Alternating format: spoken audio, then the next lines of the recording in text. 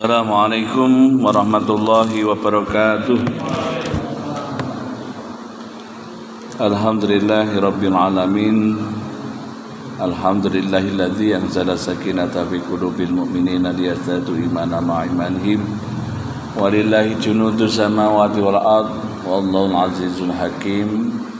Rabbi shrah li sadri wa yassir li amri wahlul 'uqdatam min lisani yafqahu qawli. Amma ba'du, bapak-bapak, ibu-ibu jamaah Masjid Al-Amin yang dirahmati Allah. Alhamdulillah kita bersyukur kehadirat Allah Subhanahu wa taala. Pada malam hari ini bisa memulai kembali kajian kitab Nashaikhul Ibad. Mudah-mudahan Allah bisa istiqomahkan kita dalam kebaikan, wabil khusus dalam majlis yang disenangi oleh Allah Subhanahu wa taala. Salawat dan salam tak lupa kita sampaikan kepada baginda agung Nabiullah Muhammad sallallahu alaihi wasallam, panutan kita semuanya. Selanjutnya tidak lupa masih di bulan Syawal, secara tulus dan dari kedalaman hati yang paling dalam, bila saya selama mendampingi panjenengan sedaya ngaji kitab Nashaikhul Ibad ini banyak salah, ada khilaf, ada sikap yang tidak berkenan, sungguh dengan sebenar-benarnya dengan setulus hati memohon maaf yang sebesar-besarnya. Mudah-mudahan Bapak sekalian dan Ibu kersa nampi dan begitu juga dengan lapang hati. Adapun bila panjenengan sedaya ada hal, meskipun itu adalah sifatnya sirri, meskipun sifatnya sirri berupa suudon dan lain sebagainya, sama-sama kita memaafkan dengan ungkapan kosong-kosong nggih. Paling penak niku kosong-kosong. Niku bahasa simpel tapi wis kudu kosong tenan niku nggih. Maka ada dalam tulisannya teori Hawaii ini kok nggih, kosong-kosong, zero limit, dikosongkan. Niku teori bagaimana kita mampu mendobrak blok-blok yang ada dalam diri kita, semisal wabil khusus niku kaitannya kenangan-kenangan yang tidak baik niku bisa dihilangkan dengan 4 kata, yakni saya mengasihimu ya Allah, saya menyesal ya Allah, saya minta maaf ya Allah, terima kasih ya Allah. Ini adalah satu obat secara psikologis wabil khusus yang pernah kita praktekkan di saat sakit asam lambung. Ternyata tanpa obat, tanpa dokter, hanya madu dan olahraga diberikan kesembahan oleh Allah seperti semula. Bahkan makan yang pedas-pedas pun atau kopi tidak ada masalah. Ini salah satunya 4 kata itu di dalam zero limit, itu dalam kajian seorang dokter Hawaii.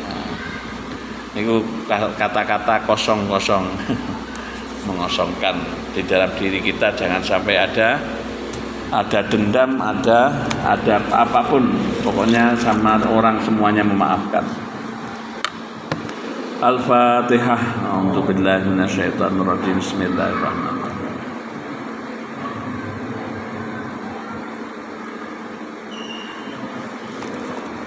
Bismillahirrahmanirrahim. Qala al-mu'allifu rahimallahu ta'ala wa nafa'ana bihi wa bi ulumi fid dharain.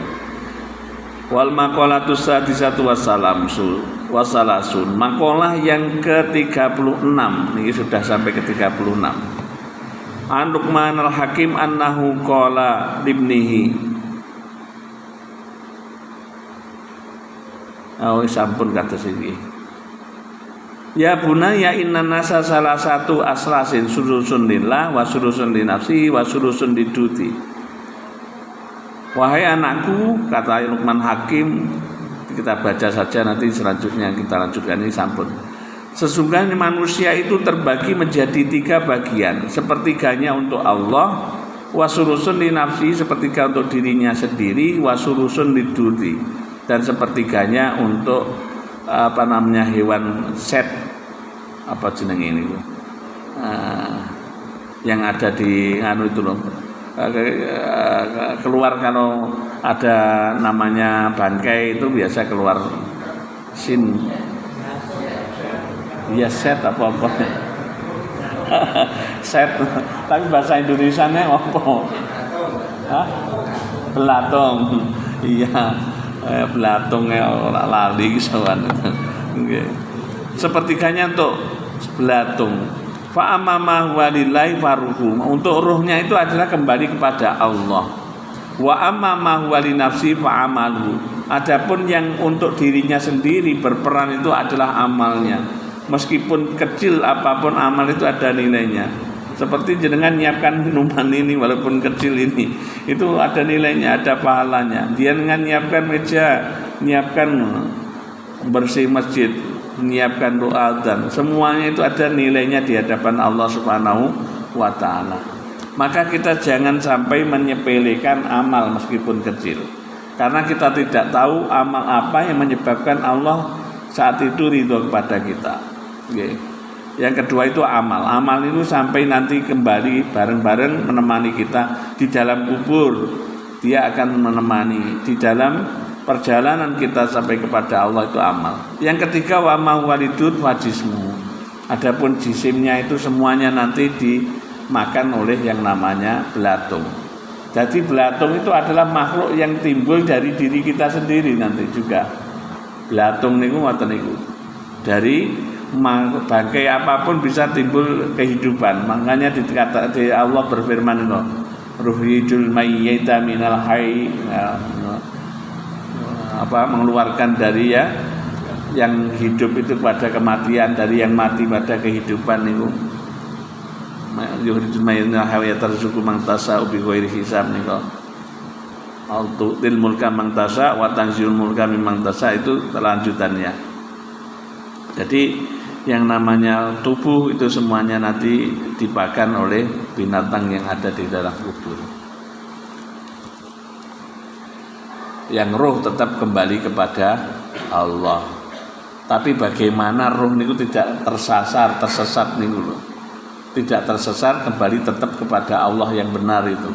Karena banyak yang namanya nanti itu, kalau itu orang-orang yang wabil khusus, orang munafik ataupun orang-orang yang istilahnya di situ orang yang kafir dan lain sebagainya, itu sampai langit keberapa sudah dikembalikan oleh Allah, gak diterima oleh Allah.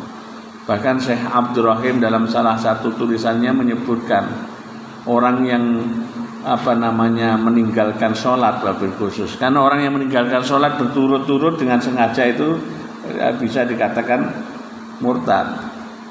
Bisa dalam artian ini bahaya, orang meninggalkan sholat dengan sengaja. Itu ketika meninggal itu orang yang meninggalkan sholat secara sengaja itu ruhnya ditarik dengan kerasnya oleh malaikat itu. Ketika sudah keluar, lalu ruhnya itu ke atas, ingin ke hadratillah, ila hadrati rububiyah, ingin menghadap kepada Allah. Tapi sampai langit di sana tidak diterima, malaikat tidak mau. Kamu ini bukan orang yang menunaikan perintah Allah, untuk sholat saja engkau sulit. Ini Syekh Abdurrahim menyebutkan dalam kitabnya itu demikian. Akhirnya yang itu tadi, orang yang ruhnya orang yang tarikus sholah, meninggalkan sholat itu kembali kepada jasadnya. Wah, jasadnya ketika dilihat sudah membusuk, sudah istilahnya sudah menjadi bangkai, itu dia menjadi sedih sampai di situ. Sampai di situ baru dipukul oleh malaikat dengan kerasnya. Tapi sebelum sampai ke bumi pun itu sudah mengatakan la marhaban wala sahlan bika. Tidak ada kata ungkapan selamat datang bagimu. Itu kata-kata bumi kepada orang yang meninggalkan sholat. Wah, tidak ada kata-kata selamat datang untukmu wala marhaban sahlan wala marhaban, kata-katanya itu. Berapa lama engkau telah menapaki, engkau telah berjalan-jalan di atas punggungku, kata-kata bumi itu. Tapi engkau melupakan apa yang diwajibkan Allah kepadamu. Jadi kata-kata ini pada hari ini, tunggulah itu bagaimana akan datang padamu yang namanya azab, di mana yang namanya gunung-gunung pun tak akan mampu sanggup untuk menanggungnya dari azabnya Allah itu. Kemudian dipukul malaikat, akhirnya tubuhnya remuk, tulangnya berceceran kemana-mana, remuk. Itulah balasan bagi orang yang meninggalkan sholat. Jadi ini penting.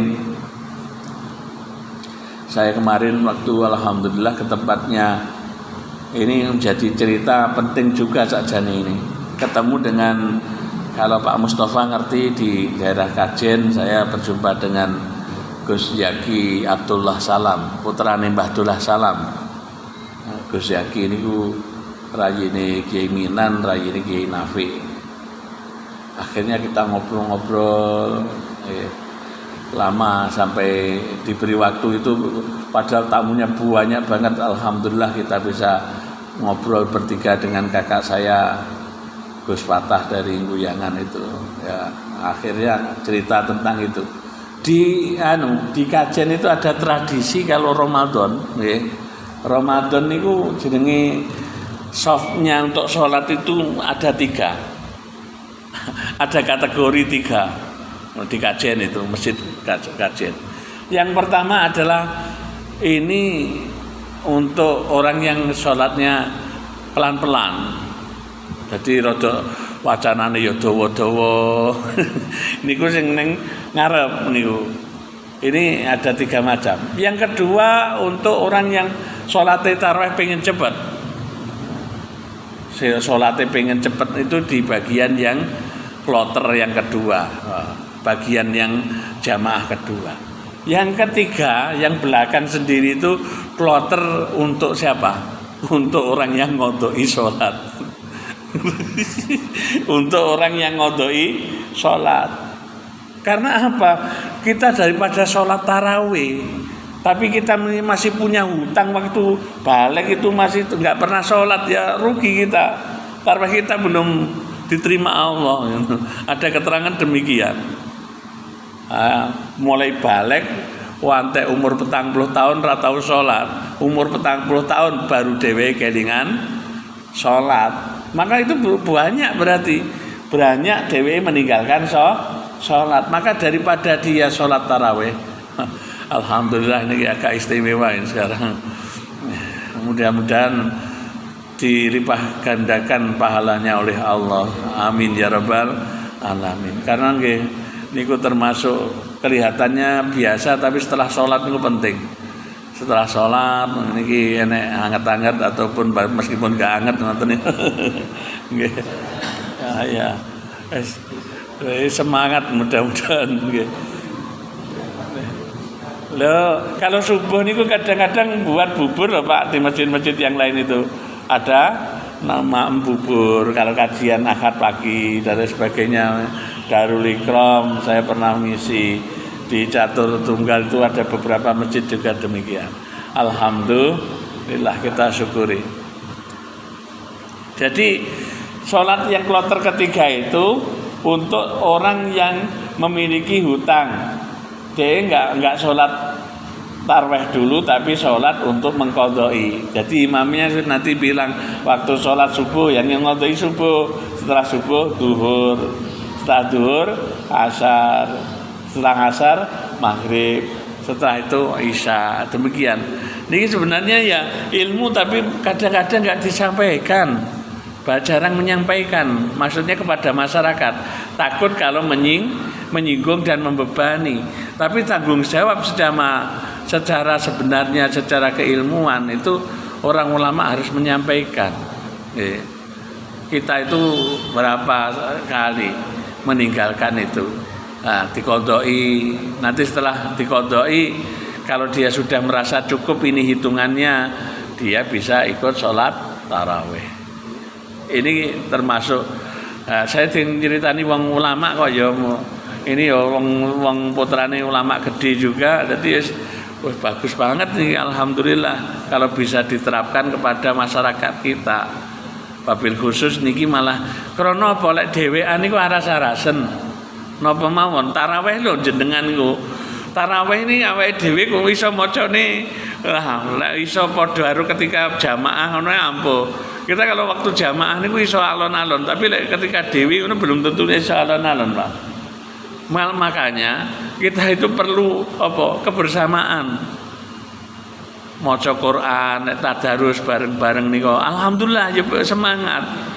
Makanya ada istilah niku napa niku lek umpamane kita sendirian saja itu enggak apa-apa, itu menempuh perjalanan yang pendek. Tapi menempuh perjalanan yang jauh ya kudu bareng-bareng.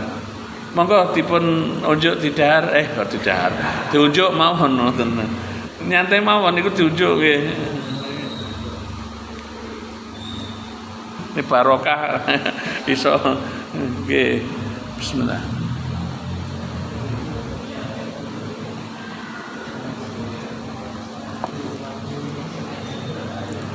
Oke, kita lanjutkan nggih.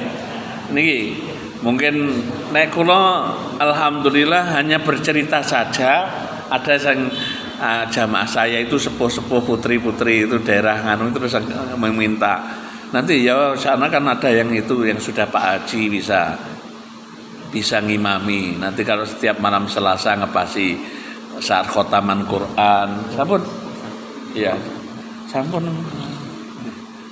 Khotaman Quran, setelah khataman Quran, doa khatmil Quran, nanti kita makan sebentar, silahkan jenengan nek pengin napa niku ngodhoki salat-salat sing rumiyin wekdal masih karena rata-rata kalau tangleti nggih mengenal Islam itu sudah sepuh. Bapak Ibu rahimakumullah, kita lanjutkan. Wal maqalatu sabi'atu wassalasun. Makalah yang ke-37 an aliin karamallahu wajhah, dari Ali karamallahu wajhah radhiyallahu anhu qol Sayyidina Ali berkata salasun yazidna fil hifdzi, ada 3 macam untuk menambahkan hafalan. Jenengan nek pengen ngapalne gampang kados satpame pondok Tebu Ireng niku Madrasatul Quran umur 60 tahun iso hafal Quran masihan. Security niku ada kisah niku to, umur 60 tahun iso ngapalne tetep hafal Quran. Saya punya Pak D Kila itu yang anunya, beliau memang nganu juga itu. Sampai sepuh, wong sudah beliau ketua MUI juga apa namanya wakil ketua DPRD Blitar. Orang Kemenang, kalau kiai-kiai Blitar mesti sangat takdim sama beliau itu. Dulu ikut Mbah Yai Mahrus Ali mondok di Lirboyonya itu. Sampun sepuh itu juga nyatanya kok nganu hafal saged hafal nih. Ngaji tafsir barang itu Masya Allah nih. Jadi hafal bisa menambah apa hafalan itu termasuk tidak menganu umur. Nyatanya jenengan kalau kita lihat apa namanya sejarah yang namanya sahabat-sahabat sing ngapal Quran era Kanjeng Nabi menika niku nggih wong sahabate umure wis sepuh nggih kan. Jenengan Nabi niku mendapatkan wahyu sampun yuswa 40 tahun. Abu Bakar 43 tahun nggih kan. Umar sekitar umur 38 tahun. Tapi sing waktu niku kalau dalam keterangan Sahih Bukhari niku tidak banyak yang hafal Quran itu sebenarnya. Baru era-era setelah kekhalifahan Abu Bakar niku banyak, terus akhirnya banyak yang sedo ketika terjadi perang itu akhirnya ada ya ini zamannya Kanjeng Nabi mboten wonten, terus akhirnya muncul ide ijtihad daripada sahabat Utsman, muncul enek penulisan Al-Qur'an. Jadi penulisan Al-Qur'an itu mboten dawuhe Kanjeng Nabi. Kita lanjutkan. Sing nguat ning ngapalan niku ada 3 macam.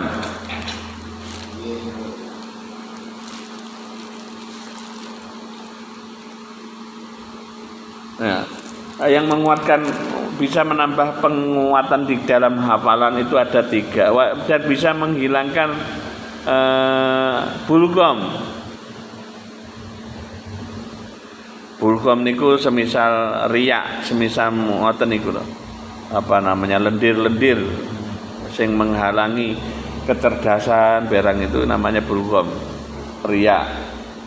Ini ada 3 macam. Yang pertama siwakan. Nah, siwak niku lho. Saiki jarang awake dhewe ketemu wong kok siwakan. Wis ning omah rasane wis sikat gigi. Tapi siwak kalau dengan yang anu Kanjeng Nabi, siwak yang istilahnya dengan dari kayu betul-betul kayu siwak benten. Ini bisa menguatkan hafalan siwak. Kedua, puasa. Wong nek seneng poso niku kuat hafalane. Yang ketiga, membaca Al-Qur'an. Termasuk sing angel napa niku kebiasaan. Awake dhewe niku sering gur niat mawon kalah niku. Termasuk kaya wis sesuk aku rek bar Syawal HP nglanggenge poso napa? Poso anu Abiyat, Yaumal Abiyat 13, 14, 15. Kuwi hanya tinggal rencana sering-sering niku. Karena napa? Jeneng yang namanya nafsu itu diibaratkan anu Bapak Ibu rahimakumullah. Nafsu itu diibaratkan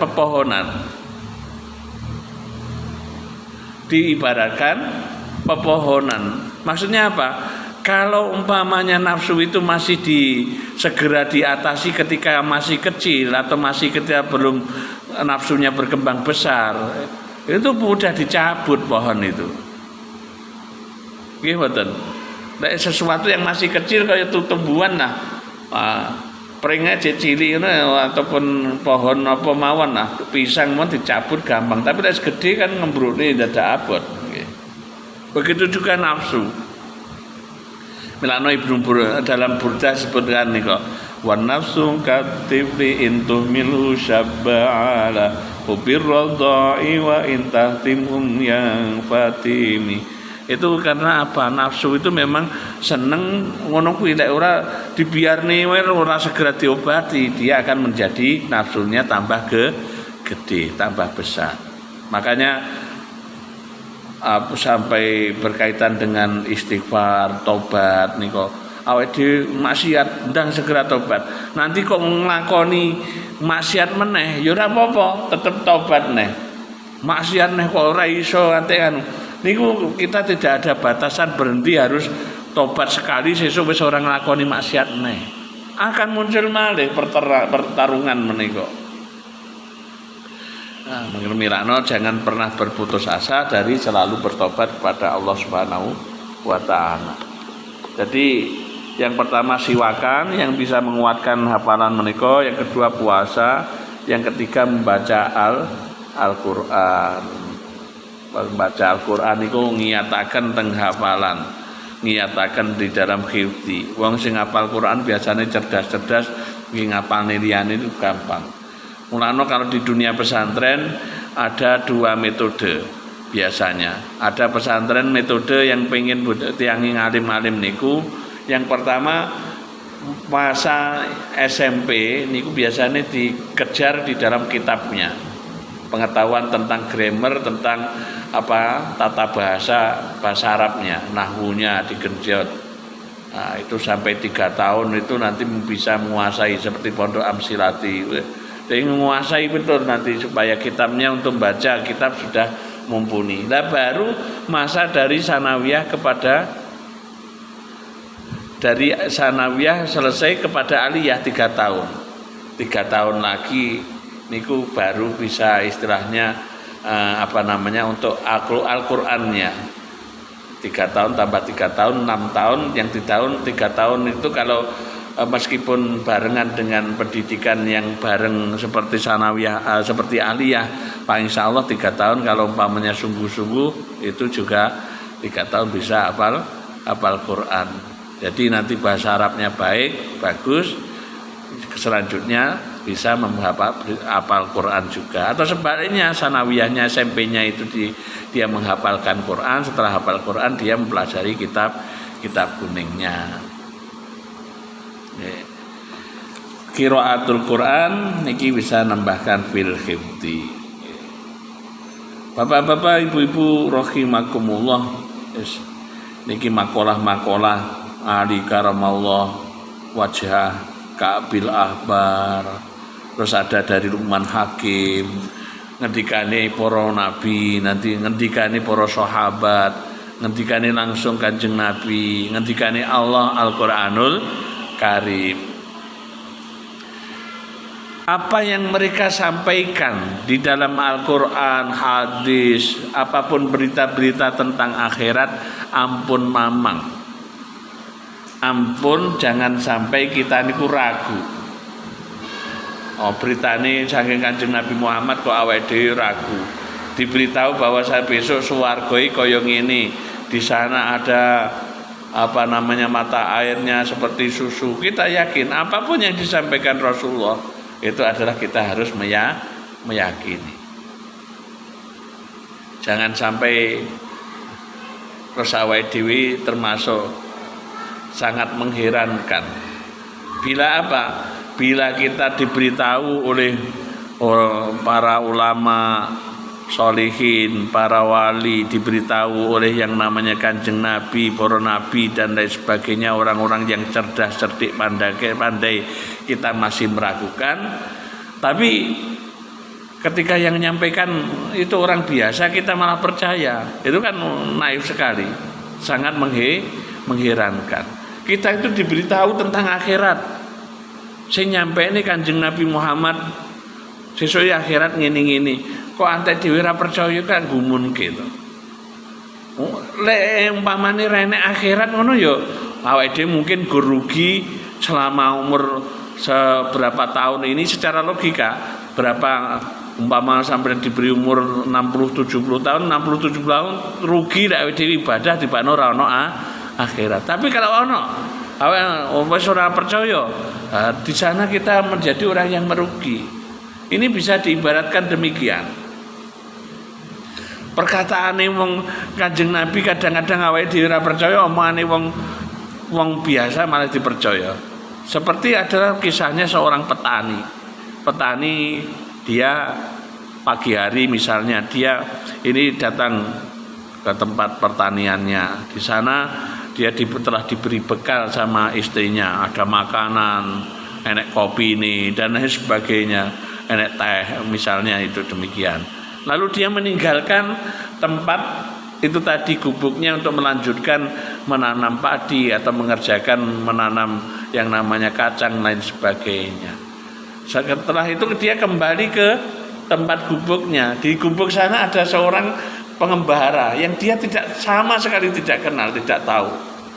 Wong ki ana pengembara niku harus mengatakan, ki sana, fulan, si A si B, waktu aku datang ke sini tadi, aku melihat yang namanya ini tadi, minumanmu ini tadi loh, dijilat namanya ular yang sangat berbisa.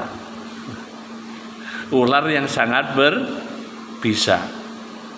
Ketika kita mendengar perkataan orang yang belum kita kenal itu, apakah kita percaya napa mboten? Oke, percaya mboten? Mesti percaya nek tak ombe ya. Bablas wassalam. Racune wis ana wassalam kan mati. Wis ora iso apa-apa neh. Engko lek ora tak ombe kelangan gorini tok to. Nggih mboten?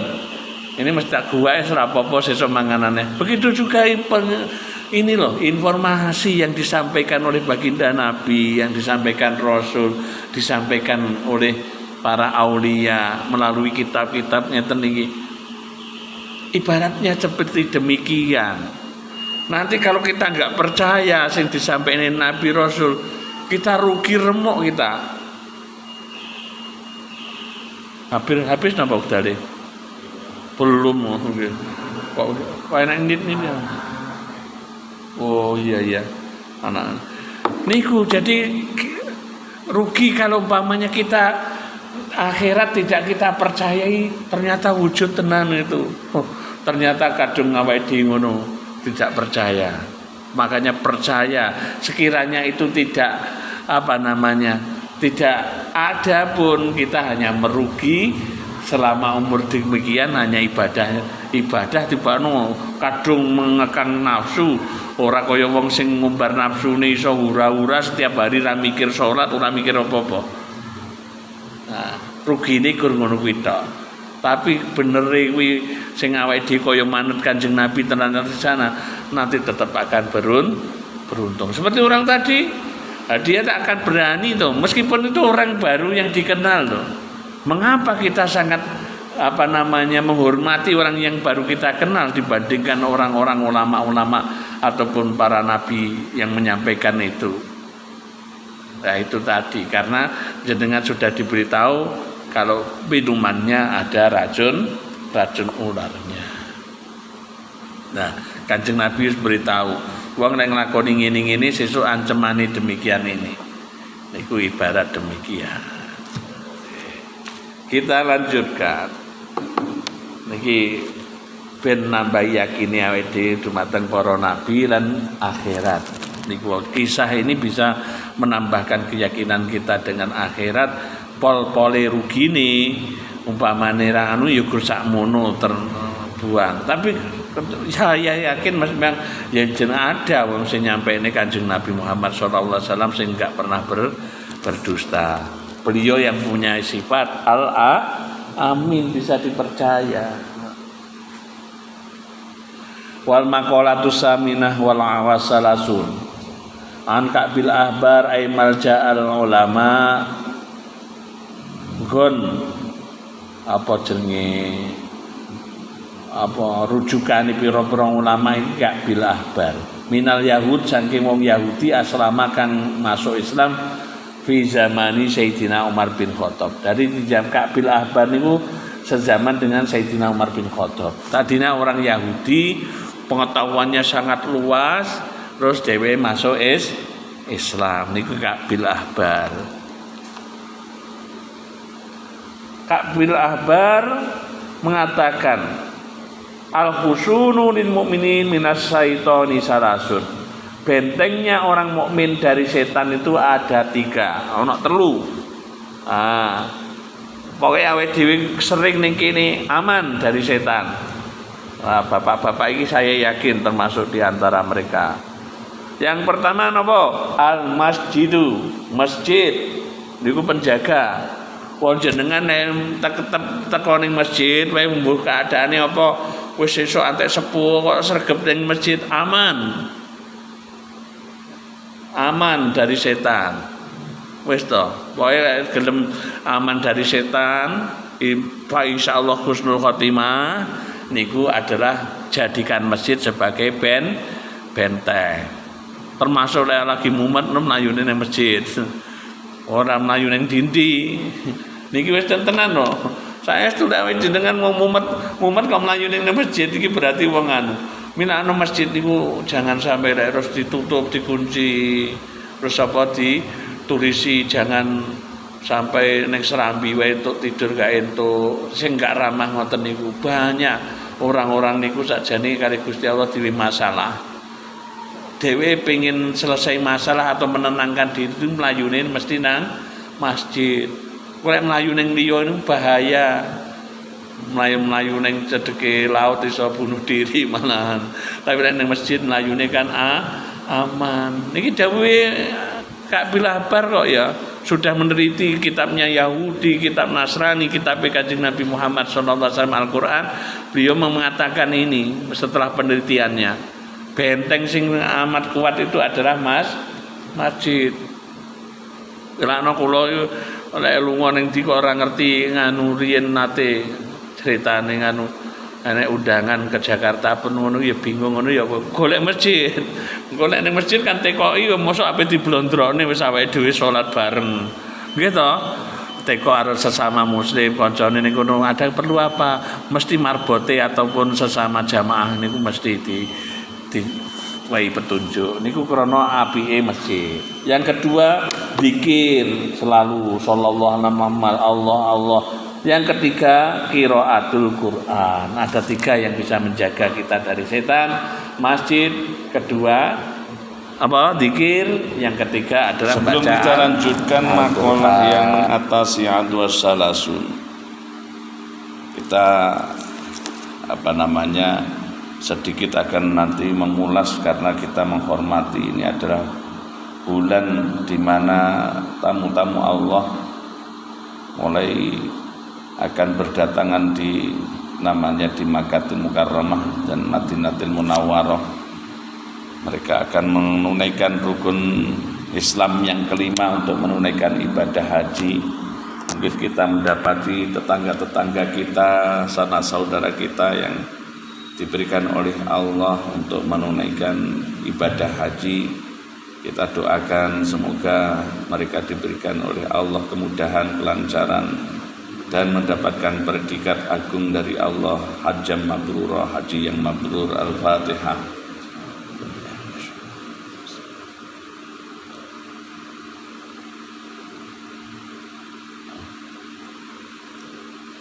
Mengulas ibadah yang fardu yang kelima, yakni haji, tidak terlepas daripada yang namanya setiap kita itu pribadi mesti memiliki yang namanya dosa.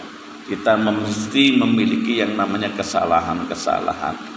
Maka penting bagi kita untuk meniru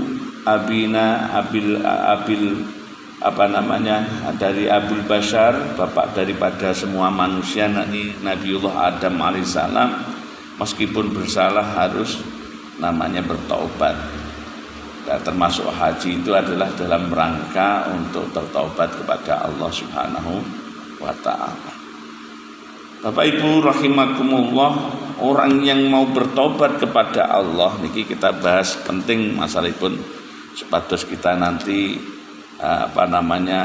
diberi gambaran utuh oleh Imam Ghazali dalam bab tentang taubat itu, supaya kita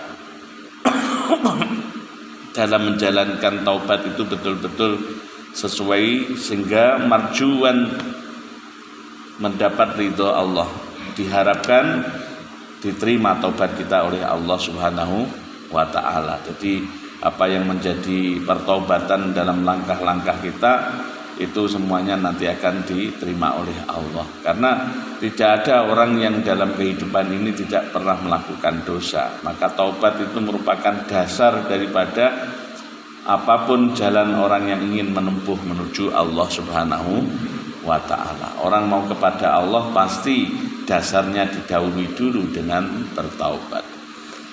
Nah, adapun cara untuk bertaubat, untuk menutupi sayiat, sebagaimana hadis Nabi yang disabdakan Rasulullah sallallahu alaihi wasallam nika ingkang menyebutkan tentang mu'adbi sayyi'atal hasanah, ittaqillaha haitsu ma kunta, bertakwalah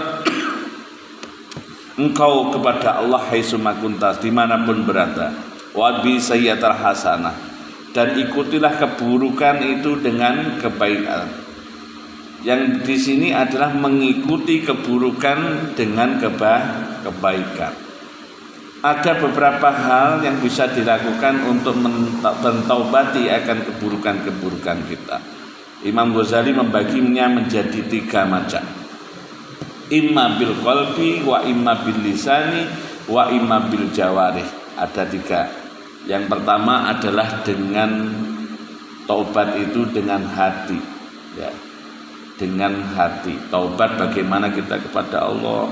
Nah ini dengan hati, bagaimana yang pertama dengan hati ini? Ini adalah bitadzarru'i ilallah fi su'alil maghfirah wal afwi. Bagaimana dia DP bersungguh-sungguh mendekat kepada Allah dengan kerendahan hati, meminta kepada Allah secara sungguh-sungguh ampunan dan kemaafannya. Jadi istilahnya nggih ora gur awake dhewe dolanan ngoten iki. Kan banyak, makanya sampai Allah pun berfirman bahwasanya kehidupan dunia itu banyak senda gurau, banyak main-main itu, karena kita sendiri pun ya bertobat pun main-main. Sholat pun kadang-kadang masih main-main. Apapun kita itu sebenarnya banyak yang main-main. Yang serius ini salah satunya kalau kita bertobat tadur. Yang kedua adalah bagaimana menampilkan diri, ini amal hati maksiat. Bagaimana menampilkan kehinaan kita di hadapan Allah, bahkan haitsu yudhiru sairil khalqi. Kita menghinakan diri tanpa bahwasannya itu sampai dilihat orang pun enggak masalah. Seperti ketika jenengan Arifin Ilham ke lo nyapa awang dadak subhanallah walhamdulillah harus nangis enggak apa-apa. Itu salah satu cara memang supaya diri kita itu diketahui bahwa kita itu memang bertaubat gitu. Jadi jangan terus akhirnya aku didelok wong mari riya bisikan ya bener itu.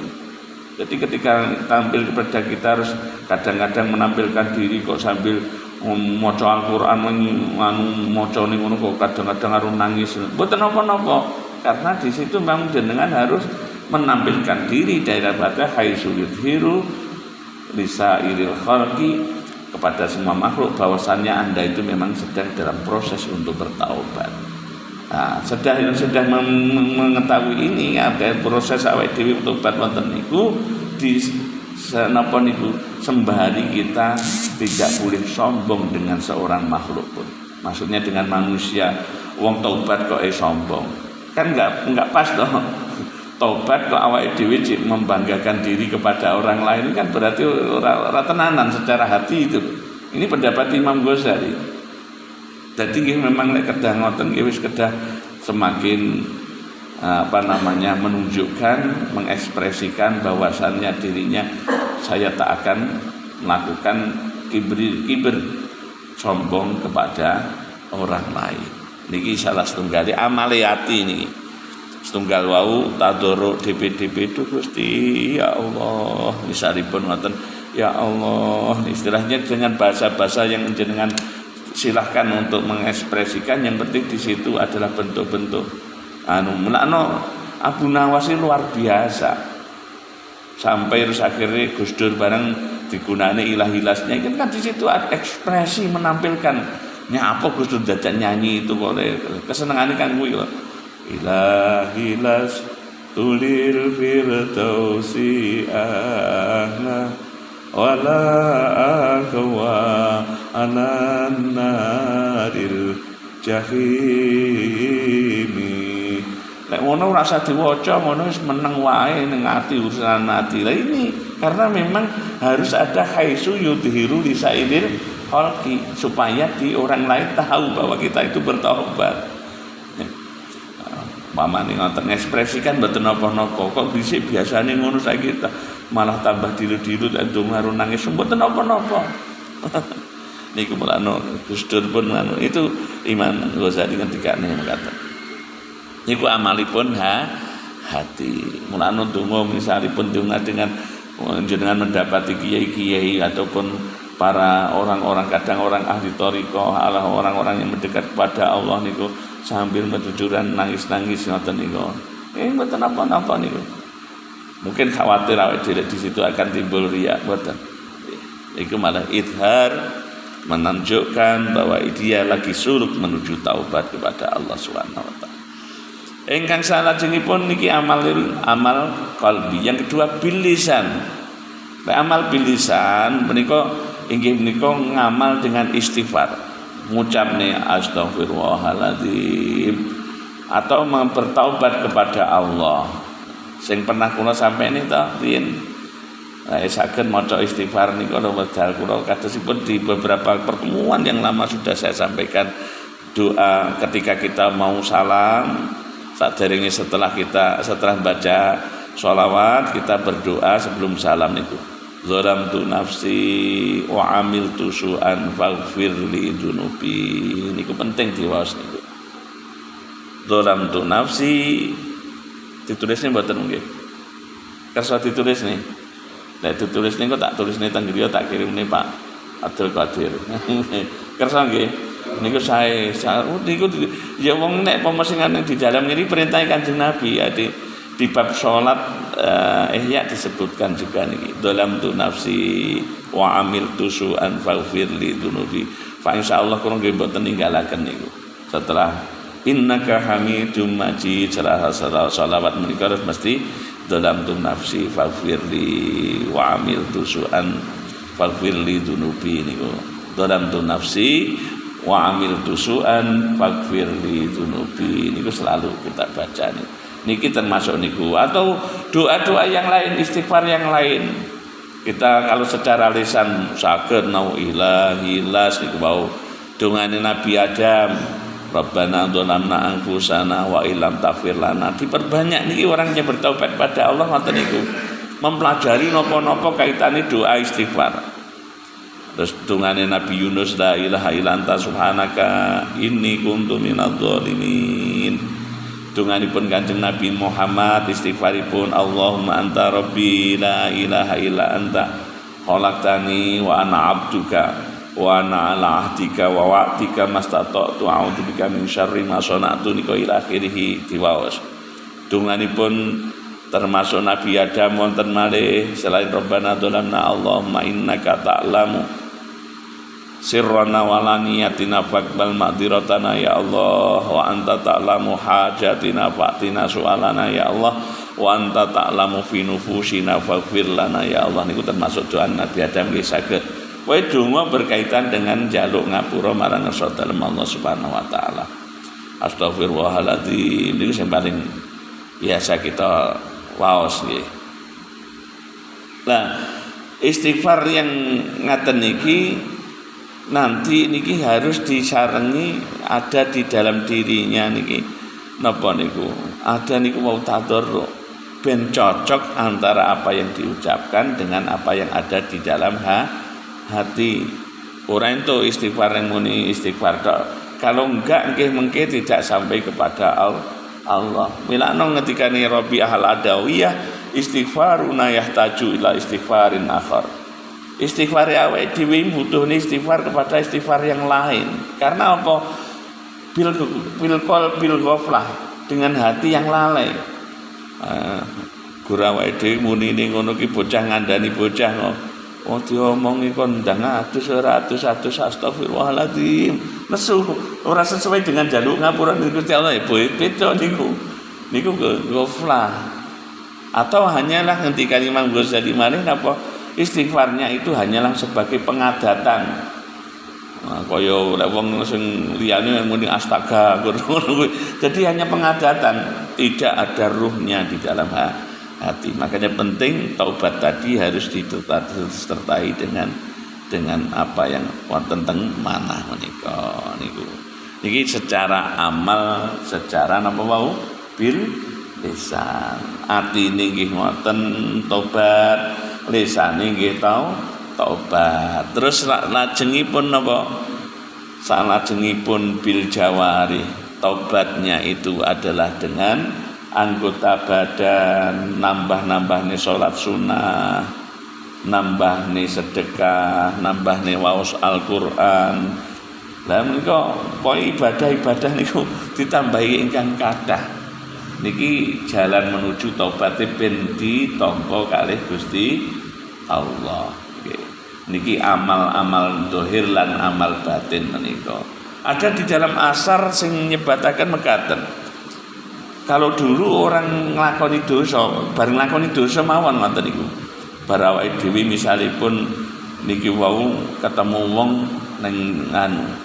Setelah awake dhewe ngrasani wong. Bar ngrasani wong kuwi sing nglakoni dosane harune Gusti Allah ninggalne ora salat. Salat kebablasan utawa badha wis wektune malah ninggalne ngoten niku. Atau melanggar perintah Gusti Allah. Ya maksiat napa? Wis sing dilarang Gusti Allah awake nglakoni. Di dalam asar menika diwehi tuntunan menika. Carane tobat niku salah satune napa? Eling niku dheweke langsung menyempurnakan wudu. Menyempurnakan wudu. Setelah menyempurnakan wudu dia sholat 2 rakaat. Niki salah satu nipun cara sing dingertikane Imam Ghazali ngoten. Nggih, sholat 2 rakaat setelah atau 4 rakaat. Setelah niku rampung ngoten niku tobat Gusti kula boten ape nglampahi niki malih, dia kemudian melakukan yang namanya sedekah. Itu sebagai kifarate, aku mau nglakoni dosa iki. Minum khamr misalipun. Atau berjudi misalipun nge-game ngoten nika aku pengen tobat ngoten niki ben supados mandeg tenan Imam Ghazali ngendikane niku badhe salat sedekah niku wau terus yang terakhir ditutup dengan puasa 1 hari. Niki sing paling abot niku. Tobat sing carane nek ngepasi saiki bar dosa langsung ditutup ngoten. Nah niki cara-cara sing disampaini sekali resepipun Imam Ghazali niku berkaitan dengan cara bertobat, yakni ada tiga pertobatan, yakni mulai dari hatinya juga bertobat, lisannya bertobat, anggota badan yang lain juga bertobat. Nah niki hakaza niki marjuan, diharapkan diterima tobatnya oleh Allah Subhanahu wa ta'ala, tidak hanya sebatas bibir mengucapkan kalimat thayyibah atau istighfar sunata. Moga salat ini pun kita ngaos nasoihul ibad. Al-Fatihah.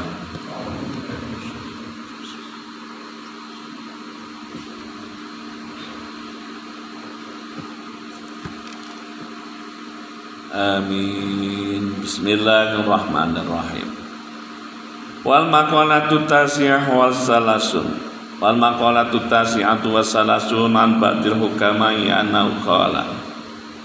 Sebagian daripada ahli hikmah mengatakan salasun, ada 3 macam hal min kanzillahi ta'ala, yang termasuk dari gudang dari Allah Ta'ala, ay mimma yudakhiruhu Allah Ta'ala, yakni sesuatu yang disimpan oleh Allah, la yu'tiha kang ora paring sapa Allah ing kanz ing kunuz ing kanas niku wau ning gedung ngono wau ing gudang wau sapa Allah Gusti Allah ilaman kejaba diparingi wong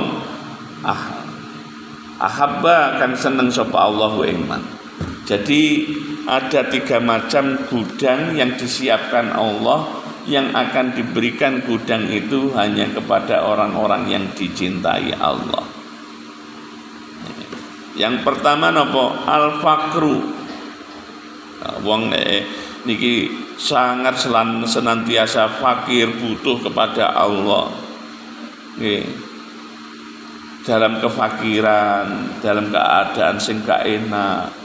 Niki arep Gusti Allah disiapne nanti di akhirat. Bila kula sampun matur nggih.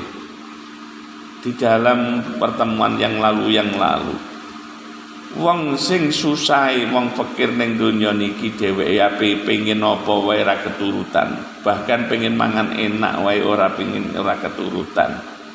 Susahe wong fakir ngeten iki sesuk dibales genti ning karo Gusti Allah ning akhirat. Wong fakir wis mlebu arah ning swarga, ganti wong sing sugih niku nunggu antrian nek dihisab karo Gusti Allah. Susahe kaya wong fakir lek pengin sing tidak tercapai juga. Grentes Pak, amale walaupun amal saleh kaya ngoten niku akeh kados napa ngoten niku. Grentes mulane para sahabat itu sampai susah mendengar hadis Kanjeng Nabi berkaitan ngoten niku.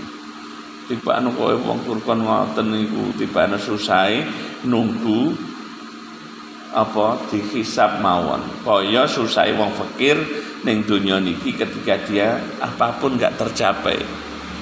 Ape wong-wong kancane iso healing, iso jalan-jalan, dhek iso ndelok tok. Liyane padha iso pangan-panganan sing enak ngono wae dhewe ora keturutan gur pengen tok. Ngoten niku ya Allah. Niki jadi niki sing disiapne oleh Allah, yakni salah satunya 3 hal yang menjadi perbendaharaan Allah, di mana nanti tidak akan diberikan kecuali kepada orang yang dicintainya. Maka Kanjeng Nabi niku termasuk sampai beliau juga pengen jadi orang yang miskin, niku keranten salah satunya ngertos. Beliau niku luas laqad ja'akum rasulun min anfusikum azizun 'alaihi ma 'anittum harisun 'alaikum bil mu'minina raufur rahim. Welase kepada mukmin niku piye carane dheweke beliau niku ngrasane kaya wong sing kaya fakir. Tidak pernah beliau 3 hari makan dengan daharan nika sing enak terus-terusan. 2 dina lekas enak, hari ketiga wis ra enak neh ngoten. Selama hayatnya ngoten niku. Lekas gawe gandum sing halus. Wis sesuk hari ketiga wis ngoten niku. Sering malah dahar napa niku bubur sing kasar. Kadang-kadang boten wonten gur kurma. Mau kurma mawon karo berapa biji, kadang-kadang antos disumpeli niki dengan batu niku anunipun. Ben adem. Nggih. Madarannya, ini perutnya supaya dingin itu diambil dengan batu ditalikan itu supaya terasa terdingin karena beberapa hari tidak dahar. Nah, Kanjeng Nabi ngoten memang suri tauladan. Umpamanya beliau itu terus dare enak tenan, enak terus. Lah piye engko mesti menjadi diprotes karo umat nggih. Diprotes esuk ning ngarsa dalem Allah Subhanahu wa taala. Kanjeng Nabi mau dare penak-penak kula sing nganu ngenten iki. Nabi Sulaiman sing sugih kaya ngoten, enggak pernah makan sing enak beliau. Daharan sing enak diberikan kepada rakyatnya. Dahar beliau hanyalah gandum yang kasar. Nah ini fakru ini. Jadi kan nabi-nabi kados wong sing ketarane utama ngoten niku tetap di situ ada prihatinnya. Ini termasuk gudang dari Allah Ta'ala. Wal maradu, yang kedua adalah sakit. Wa yu'radu lil badani fayukhriju 'anil itidalil khassi. Wal maradu wa ya'rudu lil badani fayuhrijuhu 'anil i'tidalil khasi. Kedua sakit. Bahkan Allah niku pengen napa lek ngapura gambane niku lho diparingi coba sakit. Diparingi coba dengan sakit sampai yang namanya hanya tersusuk oleh namanya duri. Jenengan kok tersusuk duri ngoten terus lara ngoten niku dengan sabar, di situ pun di ngapura dosane karo ngersa dalem Allah Subhanahu wa taala. Lah dinilainya yang adalah dengan kesabaran menika.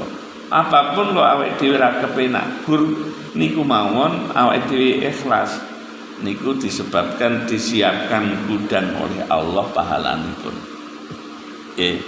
Jadi ini termasuk perbendaharaan Allah, termasuk napa sesuatu yang disimpan oleh Allah yang disiapkan kepada orang-orang yang dicintainya. Pertama tadi fakir, yang kedua sakit.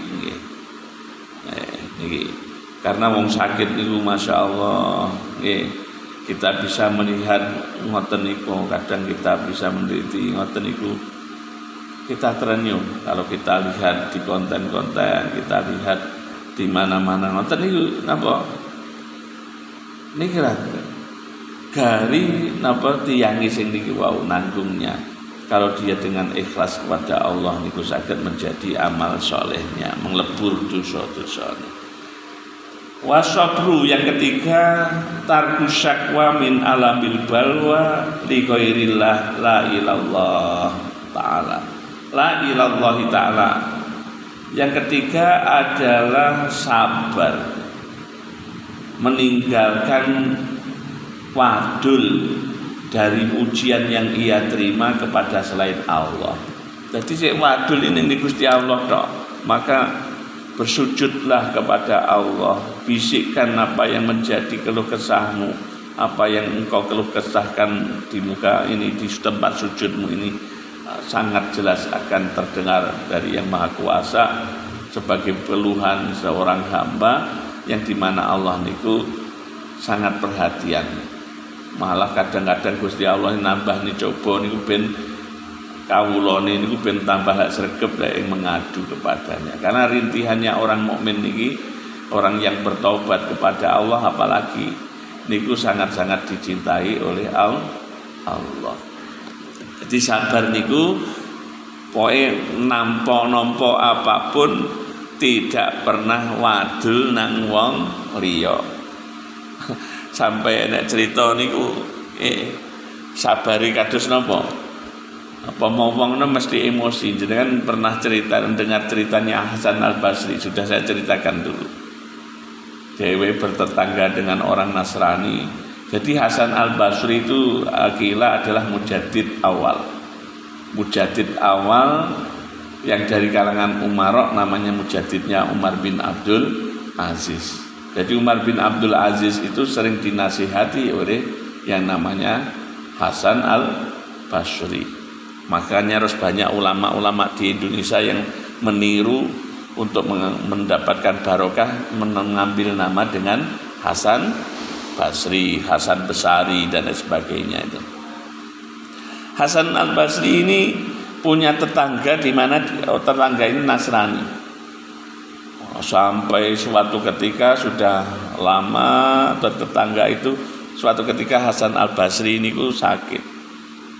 Akhirnya dikunjungi oleh si Nasoro tadi.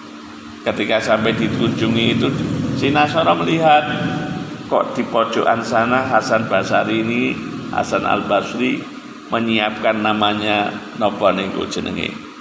Kados ember ngono iki ngadai tetesan daripada ternyata bocoran dari rumahnya yang atas, di mana yang atas itu bertepatan dengan kamar mandi dari si pada Nasrani.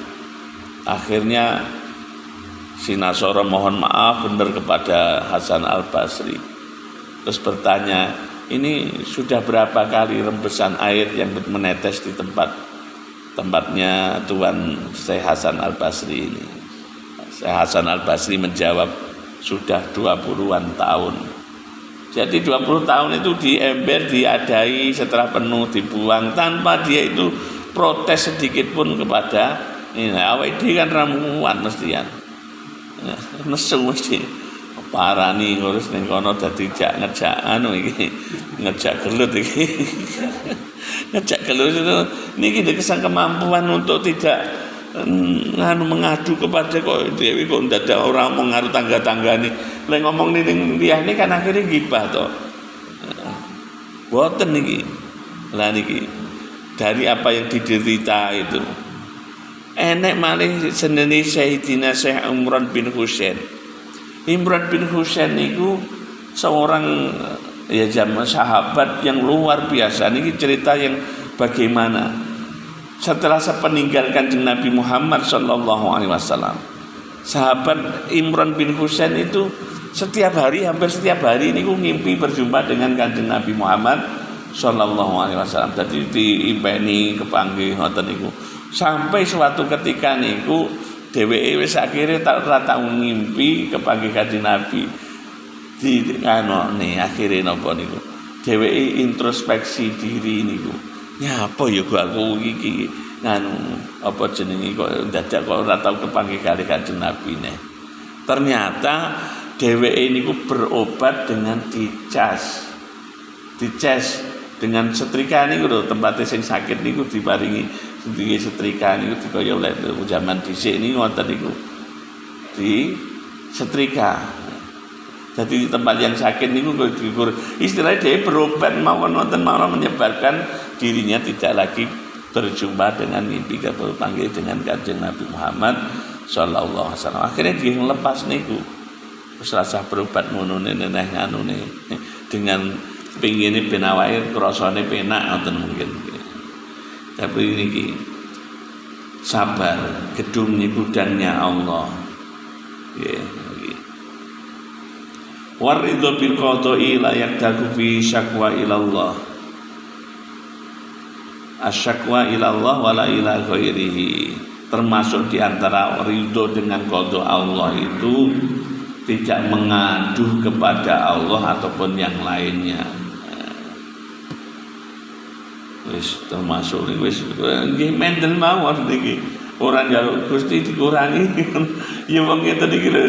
Nikan radhi itu billahi robba wa bil islami dina wa bi Muhammadin nabiyya wa rasulah. Diparingi apa Gusti Allah anane alhamdulillah. Iki sing luar biasa nih, ridho bil qada'i. Layak dahu ora nacat sapa wong fihi ing dalem qada apa asyakwa ngadu ilallah maring Gusti Allah.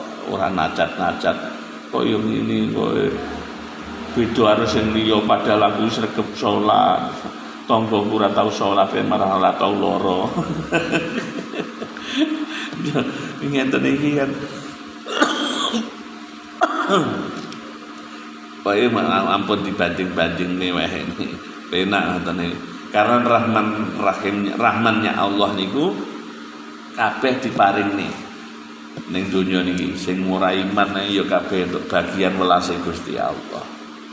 Tapi perlu dieling besok bahwa di akhirat itu rahimnya hanya diberikan yang iman.